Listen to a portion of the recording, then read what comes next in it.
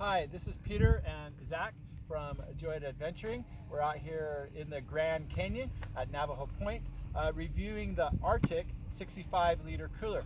We have had this cooler for about a week now. From day one when we got it, we decided to put it through the test and travel through southern Utah and Arizona to really see how it handled.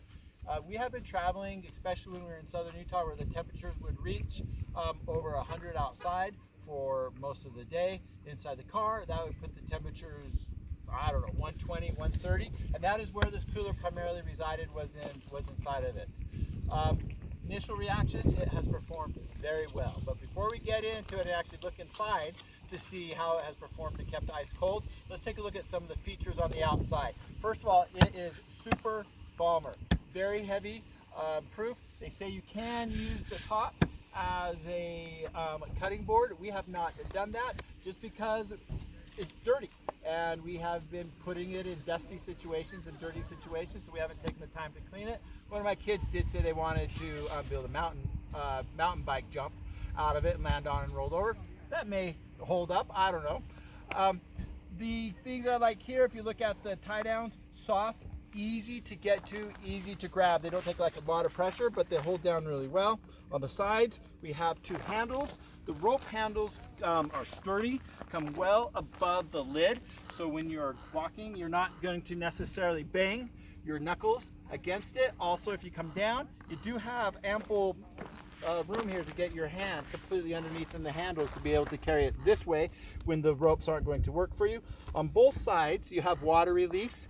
They are at different levels. This one is higher, so if you want to not drain it completely but keep some of the water in there, ice in there, you're able to do that, where the other side is completely low. Let's take a look inside, because that will really tell us how well the cooler performed. I have not put ice in the cooler for 3 days.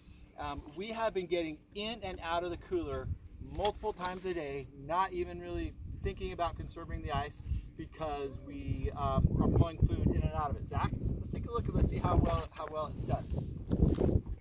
Okay, if we look inside here, one thing that I would suggest, or two things I would suggest getting, first of all, is the basket.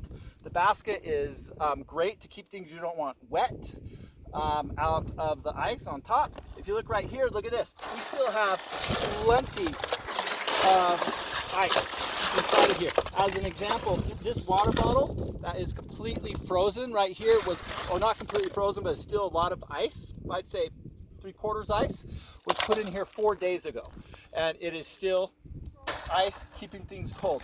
In addition, one thing that I like to the basket is you have this center divide. We have been using the center divide. It helps to separate things inside of your cooler. It will not hold water from going one side to the other, but we use the center divide as a cutting board. It's smaller, it stays cleaner, and just wipe it down with a Clorox wipe, put it back in, and you are good to go for next time you want to do it.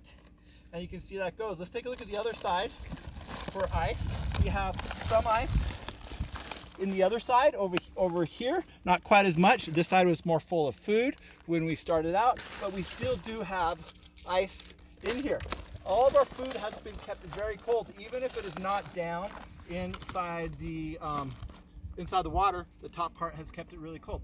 I think the RTIC cooler has really performed well. I'm very happy with it, and it is excellent cooler if you're looking for a cooler that you're going to be able to take on a long trip, load full of stuff, and it's going to keep your food cold and keep your ice in good situation for extended periods of time. Again, this is Peter and Zach from Enjoyed Adventuring. Join us next time, because we're going to review the RTIC Cooler Backpack. Thanks. See you later.